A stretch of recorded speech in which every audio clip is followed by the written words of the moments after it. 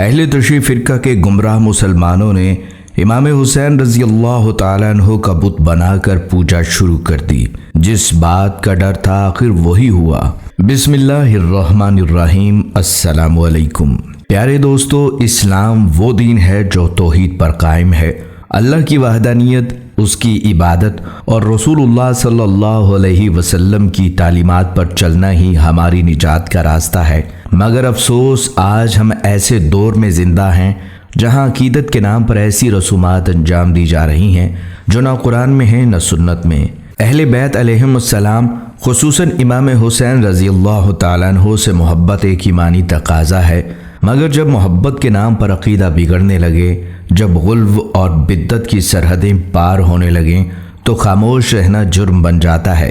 یہی وجہ ہے کہ آج کی اس ویڈیو میں ہم آپ کو دکھانے جا رہے ہیں وہ منظر جسے دیکھ کر آپ بھی سوچنے پر مجبور ہو جائیں گے کہ محبت کے نام پر آخر ہم کہاں جا رہے ہیں۔ اور ہاں، یہ بات پہلے ہی واضح کر دوں کہ ہم اس ویڈیو میں کسی کی دل آزاری یا فرقہ وارانہ نفرت پھیلانے نہیں جا رہے۔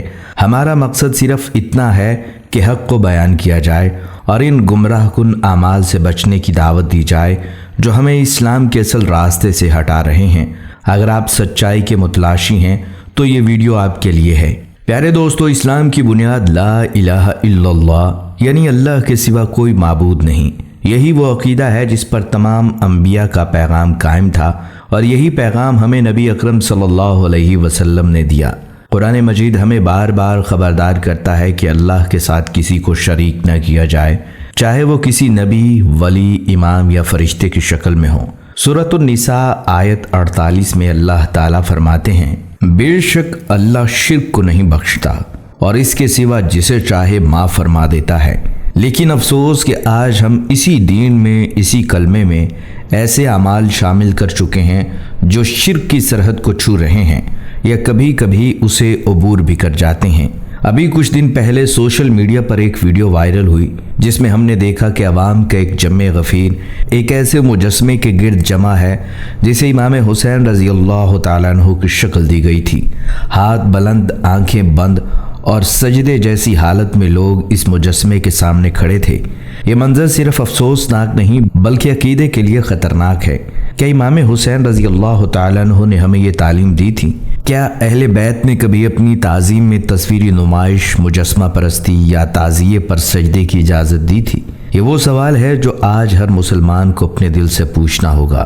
دوستو، اسلام میں مجسمے، تصویریں اور شخصیات کی عبادت کے قریب ترین انداز کی بھی سخت ممانعت ہے۔ نبی صلی اللہ علیہ وسلم نے فرمایا، جن قوموں نے اپنے نیک لوگوں کی تصویریں بنائیں تو آخرکار وہ ان کی عبادت بھی کرنے لگیں۔ تو کیا آج ہم اسی راستے پر نہیں جا رہے؟ حضرت امام حسین رضی اللہ تعالیٰ عنہ سے عشق اپنی جگہ، مگر اس عشق کو اگر ہم شریعت کے دائرے سے باہر لے جائیں گے تو وہی کچھ ہوگا جس سے اسلام نے ہمیں روکا تھا۔ بدقسمتی سے عوام کو بتایا جا رہا ہے کہ یہ احترام ہے، یاد ہے، محبت ہے، مگر جب محبت اللہ کے احکام کے خلاف جانے لگے تو وہ محبت نہیں، گمراہی بن جاتی ہے۔ ہمیں اہل بیت کی محبت چاہیے، مگر ویسی جیسے قرآن نے سکھائی، جیسا کہ نبی صلی اللہ علیہ وسلم نے بتائی اور صحابہ کرام نے نبھائی۔ دوستو، اہل بیت سے محبت ایمان کا حصہ ہے۔ رسول اللہ صلی اللہ علیہ وسلم نے فرمایا، میں تم میں دو چیزیں چھوڑے جا رہا ہوں، ایک اللہ کی کتاب اور دوسری میری اہل بیت۔ اگر ان دونوں کو تھامے رکھو گے تو کبھی گمراہ نہ ہوگے۔ امام حسین نواسہ رسول صلی اللہ علیہ وسلم، جگر گوشہ بطول علیہ السلام اور شیر خدا حضرت علی رضی اللہ تعالیٰ عنہ کے فرزند ہیں۔ ان سے محبت ایمان کی علامت ہے، مگر دین اسلام نے ہمیں سکھایا ہے کہ محبت ہو تو سنت کے دائرے میں اور احترام ہو تو توحید کے تابع۔ قرآن کریم میں اللہ تعالیٰ نے اہل بیت علیہ السلام کی عظمت کا ذکر ان الفاظ میں فرمایا، اے نبی کے گھر والو، اللہ چاہتا ہے کہ تم سے ہر ناپاکی کو دور کر دے اور تمہیں خوب پاکیزہ رکھے۔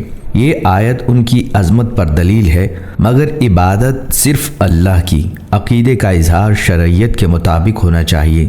یہاں یہ بات بھی سمجھ لیجئے کہ غلو کیا ہے اور کیوں منع ہے۔ غلو کا مطلب کسی شخصیت کی شان میں اتنا بڑھ جانا کہ انسان شریعت کی حدود سے نکل جائے۔ نبی صلی اللہ علیہ وسلم نے فرمایا، میرے بارے میں حد سے نہ بڑھو، جیسے عیسائیوں نے عیسیٰ ابن مریم کے بارے میں حد سے بڑھا دیا۔ میں تو صرف اللہ کا بندہ ہوں، تو مجھے اللہ کا بندہ اور اس کا رسول کہو۔ جب رسول اللہ صلی اللہ علیہ وسلم کے بارے میں بھی غلو سے منع ہے تو امام حسین رضی اللہ تعالیٰ عنہ یہ کسی بھی ہستی کے بارے میں یہ کیسے جائز ہو سکتا ہے؟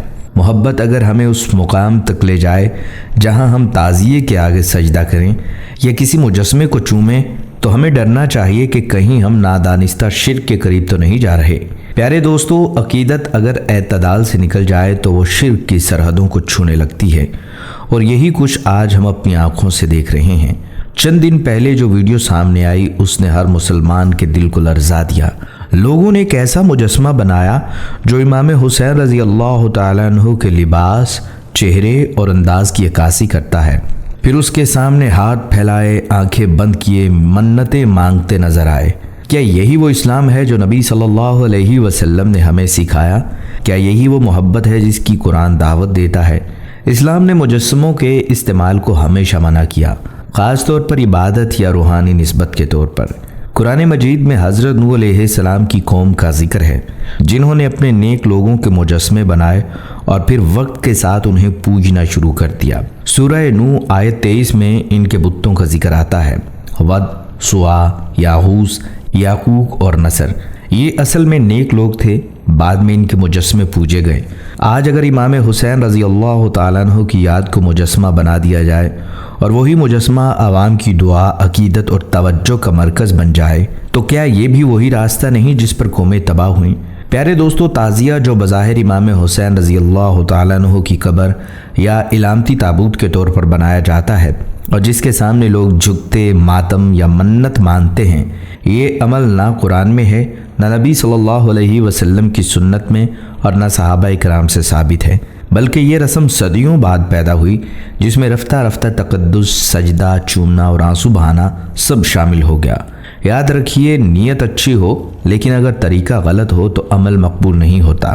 پیارے دوستو، امام حسین رضی اللہ تعالیٰ عنہ کی شہادت پر دکھ اور غم فطری ہے، لیکن اسلام میں صبر کو جزا دی گئی ہے۔ پیارے دوستو، اہل بیت سے محبت ضرور کریں اور بہت زیادہ کریں، مگر اس محبت کو ایسی راہوں پر نہ لے جائیں جو دین سے باہر نکلتی ہوں، بلکہ محبت کا اصل تقاضا تو یہ ہے کہ امام حسین رضی اللہ تعالیٰ عنہ کی سیرت کو اپنانا، ان کے تقوی، صبر، علم اور استقامت کو اپنی زندگی میں داخل کرنا ہے۔ امام حسین رضی اللہ تعالیٰ عنہ نے کربلا میں جان دی تاکہ دین محفوظ رہے، نہ کہ دین کو غم میں بدل دیا جائے۔ اسلام ہمیں جذبات کو قابو میں رکھ کر عقل و دلیل سے چلنے کا حکم دیتا ہے۔ محبت ہو تو صرف زبان سے نہیں، عمل سے، اور صرف سجدہ گاہ میں نہیں، زندگی کے ہر شعبے میں ہو۔ امام حسین رضی اللہ تعالیٰ عنہ کی محبت کا حق یہ نہیں کہ ہم تعزیے اٹھائیں، زنجیر ماریں یا مجسموں پر پھول نچھاور کریں، بلکہ اصل محبت یہ ہے کہ ہم باطل کے سامنے حق پر ڈٹ جائیں، ظلم کے خلاف آواز بلند کریں، نماز، روزہ، تقوی اور قربانی کو اپنائیں اور دین اسلام کو اس کے اصل خالص چہرے کے ساتھ دنیا کے سامنے پیش کریں۔ میں اکثر کہا کرتا ہوں کہ محبت حسین وہی ہے جو آپ کو کربلا والے حسین کے راستے پر ڈال دے، نہ کہ صرف آنسو بہانے یا خود کو مارنے پر روک دے۔ پیارے دوستو، اس ویڈیو کا مقصد کسی فرقے، شخص یا قوم کو نیچا دکھانا نہیں۔